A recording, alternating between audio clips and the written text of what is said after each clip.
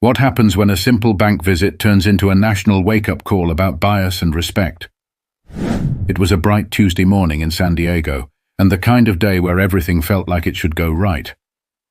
Jasmine pulled into the parking lot of Capital Trust Bank, her favorite coffee perched in the cup holder and a folder filled with important documents resting on the passenger seat. She adjusted her blazer, smoothing the creases with a practiced hand. This wasn't just any bank visit.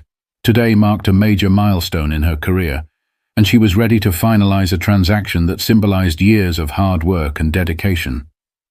Inside the bank, the air was cool and quiet, save for the occasional hum of conversation and the rhythmic clicking of keyboards. Jasmine stood in line, scanning the polished floors and modern decor. It was the kind of bank where every detail screamed exclusivity. She'd chosen this branch for that very reason, its reputation for professionalism and discretion. When her turn came, she stepped confidently to the counter, her heels tapping softly against the marble floor. "Good morning," she said, offering a warm smile to the man behind the counter. His name tag read Paul. He was in his late 50s, with a graying beard and a demeanor that seemed tired, almost irritable. Paul glanced up briefly before returning his focus to his computer screen. "What can I do for you?" he asked, his tone flat and uninterested. Jasmine wasn't deterred. "I'm here to process a wire transfer," she replied, sliding the folder across the counter. "The amount is significant, so I've prepared all the necessary documentation." Paul's eyes flicked to the folder, then back to Jasmine. His expression shifted slightly, a subtle hardening around his mouth. "I'll need a moment," he said curtly, taking the folder with what felt like deliberate slowness. Jasmine nodded, though the dismissive tone wasn't lost on her. She watched as Paul turned away, muttering something to a colleague before disappearing into a back office. Time ticked by, and Jasmine noticed other customers being attended to promptly. Her patience began to wear thin. When Paul finally returned, his face was set in a neutral mask. "I'm sorry, but there seems to be an issue with your paperwork. Do you have additional identification?" he asked, his voice tinged with skepticism. Jasmine furrowed her brow. "Everything you need is in that folder," she replied calmly. "I double-checked before coming in." Paul didn't respond immediately. Instead, he flipped through the documents with exaggerated care, his eyes narrowing. It was a subtle shift, but Jasmine felt it. The weight of judgment, the unspoken assumption that she didn't belong. But Jasmine wasn't one to back down, and the day was far from over. Jasmine stood at the counter, her posture straight and calm, though her patience was starting to fray. Paul's dismissive glances and sluggish movements weren't just inconvenient, they carried an air of deliberate disregard. She noticed how quickly he wrapped up transactions for other customers, offering them polite smiles and efficient service. But with her, it was different. Delays, questions, and a pointed lack of urgency. "I need to speak with my manager about this," Paul finally said, holding her folder like it was some foreign object. "Wait here." Jasmine watched as he walked away, not toward the manager's office, but to another counter, where he began chatting with a co-worker. His body language was relaxed, almost casual, while she stood there waiting. A subtle tension began to rise in her chest, but she forced herself to stay composed.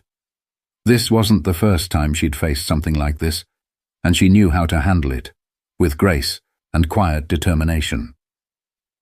Minutes passed. Jasmine checked her watch. Other customers were being served promptly, some walking out with satisfied expressions. But she was still standing there, as though her time was less valuable. Finally, Paul returned, his tone clipped. "We'll need to verify your account further before proceeding. It might take some time." "Is there an issue with the documents?" Jasmine asked, her voice steady but firm. Paul hesitated, then shrugged. "It's just policy." Jasmine studied him for a moment. His gaze didn't quite meet hers. "Policy?" she repeated. "I've completed transactions like this before, at other branches, without any problems." "It's different here," Paul said almost smugly. "This isn't just any branch." The words hung in the air, heavy with implication. Jasmine didn't miss the subtle dig, the insinuation that she didn't belong in a place like this.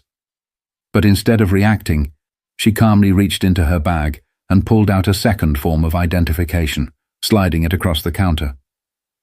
"If there's anything else you need, let me know," she said. Paul's lips pressed into a thin line as he took the ID. He disappeared again, leaving Jasmine to wait once more. She glanced around the room, observing the other customers and the seamless service they were receiving. The contrast was stark, almost laughable. A knot of frustration tightened in her stomach, but she reminded herself to stay focused.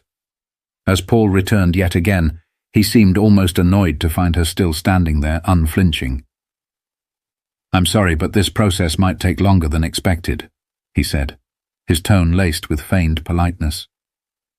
Jasmine tilted her head slightly. "How much longer exactly?" she asked. He hesitated, then muttered something about needing to escalate the matter. It was clear he was stalling, and Jasmine knew why. But instead of letting the frustration show, she calmly pulled out her phone. "Take your time," she said, her fingers casually swiping across the screen. Unbeknownst to Paul, she began recording. Because Jasmine had no intention of walking away from this, not without evidence. Jasmine sat in her car later that afternoon, the folder of documents still on the passenger seat. The interaction replayed in her mind, each dismissive glance and excuse sharpening her resolve. She opened her phone, watching the recording she had taken at the counter. The footage was clear, capturing not only Paul's condescension, but also the stark contrast in how he treated her compared to the other customers. She knew this wasn't just about her. It was about something much bigger. She took a deep breath, then dialed a number. On the other end of the line, the regional manager of Capital Trust Bank, someone she had worked with before during a corporate acquisition, answered. His voice was warm and professional. "Jasmine, it's been a while. What can I do for you?" "I had an interesting experience at your San Diego branch today," she began, keeping her tone measured. "I'd like to meet with you to discuss it." The manager didn't hesitate. "Of course. How about this afternoon?" An hour later, Jasmine walked into the manager's sleek downtown office, her calm demeanor masking the storm of emotions beneath. She handed him the folder of documents, followed by her phone. "Before we proceed, I'd like you to watch this." The manager's face shifted as the video played. The dismissiveness, the stalling, the sharp difference in how Paul interacted with other customers. It was all there. When the video ended, he leaned back in his chair, his expression a mixture of shock and embarrassment. "I'm so sorry you were treated this way. This is unacceptable." Jasmine nodded. "It is. But I didn't come here for an apology." He looked at her, waiting. She leaned forward slightly, her voice steady and deliberate. "As you know, I'm not just a customer. I'm a shareholder in this bank, a significant one. And as someone with a stake in this institution, I can't ignore what I experienced today. It's not just about me. This behavior reflects on the bank as a whole." The manager's eyes widened slightly. He hadn't connected the dots until now, but the weight of her words landed like a hammer. "You're right," he said. "This needs to be addressed immediately." Jasmine placed her phone back in her bag and stood. "I'll leave it in your hands to handle. But know this, I plan to use this experience to shed light on something much larger. This isn't just about one banker or one branch. It's about a system that allows this kind of behavior to go unchecked." As she left the office, she felt a mix of emotions, anger, determination, and a deep sense of responsibility. She wasn't just standing up for herself. She was standing up for everyone who had ever been dismissed, disrespected, or discriminated against in places they had every right to be. But Jasmine's fight wasn't over yet. The next steps would take the story far beyond the walls of the bank. The next morning, Capital Trust Bank issued a statement on their official social media channels. It was brief, but pointed. An apology for an incident involving a customer at their San Diego branch, with a promise of a thorough investigation. The message might have seemed routine, but within hours, it exploded online. Jasmine hadn't gone public herself, but others who had witnessed the interaction at the bank had. A bystander had snapped a photo of her calm, composed demeanor at the counter and shared it alongside an account of what they'd seen. The caption read, "When will this end? Professionalism should not depend on who you think someone is." By noon, the hashtag #RespectAllCustomers was trending. Jasmine hadn't anticipated the viral response, but she wasn't surprised either. This wasn't the first time such an incident had occurred, and she knew it wouldn't be the last. So when a journalist reached out to her for comment, she decided it was time to share her story. Jasmine's interview was raw and direct. She described the details of her experience without embellishment, focusing on the behavior she had encountered and the systemic issues it represented. "It's not about one person," she said. "It's about the assumptions we carry and the way those assumptions dictate how we treat others." The video of her interview gained traction immediately, amplified by influencers and activists who were already discussing racial bias in customer service. Capital Trust Bank's leadership, realizing the severity of the backlash, announced that Paul had been placed on leave pending an internal review. But for many, the gesture felt performative. The damage was already done, and the public wanted accountability. Meanwhile, Paul himself was facing the brunt of the fallout. His name had leaked online, and while Jasmine had never intended for him to become a target, the internet was relentless. He received a flood of angry messages, and his actions became a topic of heated debate. Some defended him, claiming it was just a misunderstanding, while others pointed out the clear patterns of discrimination in his behavior. Jasmine, however, remained focused on the bigger picture. She reached out to a civil rights organization to discuss ways to use her platform for meaningful change. Together they planned a campaign highlighting racial bias in professional environments, aiming to educate and inspire action. The campaign's slogan, "Professionalism knows no boundaries," became a rallying cry for those who had experienced similar injustices. But even as the campaign gained momentum, Jasmine knew the fight was far from over. True change required more than awareness. It demanded action and accountability. Weeks later, Jasmine found herself standing at a podium in front of a packed room at a conference on diversity and inclusion in San Francisco. The audience was a mix of business leaders, activists, and everyday people who had heard her story and wanted to be part of the conversation. Her campaign had sparked a national dialogue, and she had been invited to share her journey. She looked out at the crowd, taking a moment before she spoke. "What happened to me at that bank isn't unique," she began, her voice steady but filled with emotion. "And that's the problem. Too many of us have stories like this, moments where we're judged not for who we are, but for who someone assumes we're not." The room was silent, the weight of her words settling over the audience. She continued, sharing how the incident had opened her eyes to the broader responsibility she carried as both a successful entrepreneur and a shareholder in the bank. "It's not enough to succeed individually," she said. "We have to use our success to break down the barriers that hold others back."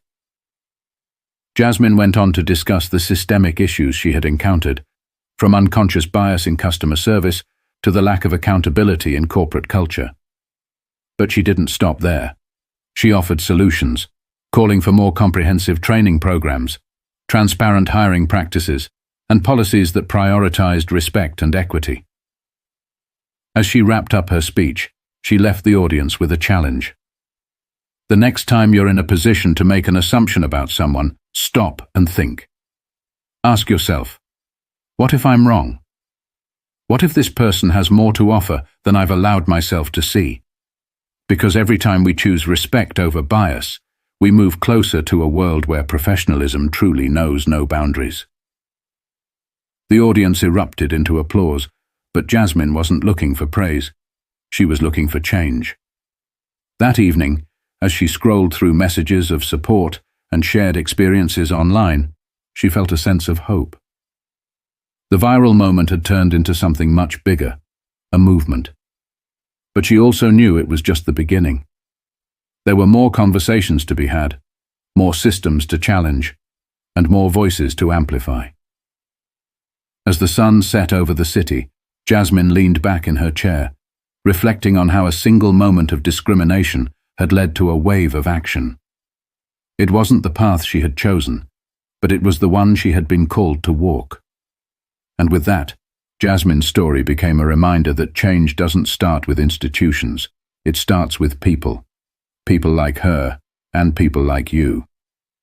So, if this story moved you, take a moment to subscribe, join the conversation, and be part of the change. Together, we can build a world where respect is the standard, not the exception.